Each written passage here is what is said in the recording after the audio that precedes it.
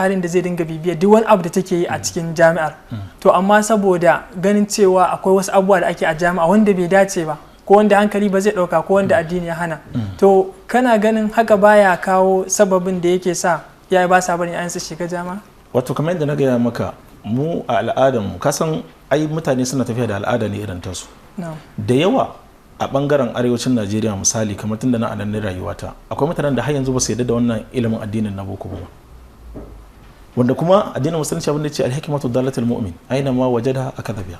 Ita hikima duk inda ka ganta, duk inda abu ka gan shi na ilimin da zaka fahimta shi ka dauka kai gaba da shi saboda zai amfane ka. To amma akwai mutanen da har yanzu ba su yarda da cewa akwai fa'ida a cikin wannan abu. To ta wace hanya ya kamata su gano?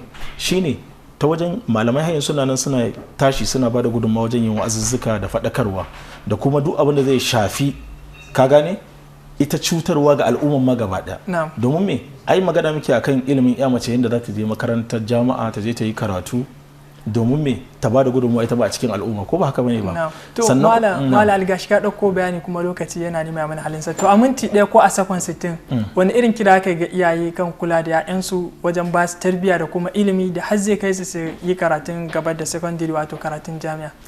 Wallahi gudunmawa na farko shine kawai wato mutane kamar yadda kamar ina yawan maimaita maganar nan saboda akwai abu ne wanda yake cikin raina wanda ba zai yiwu a ce ka faɗe shi a irin ba lokacin za ka yi wannan abu.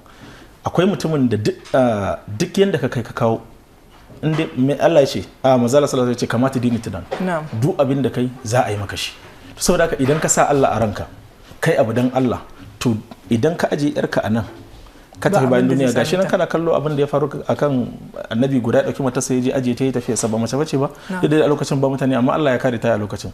To wallahi inda kake in dai kai da ikhlasi yan nan ta wana sa ta yi karatu domin me ta bada wata gudunmawa ga al'umma, Allah zai kare ta. Na'am, to malam Ali godiya muke.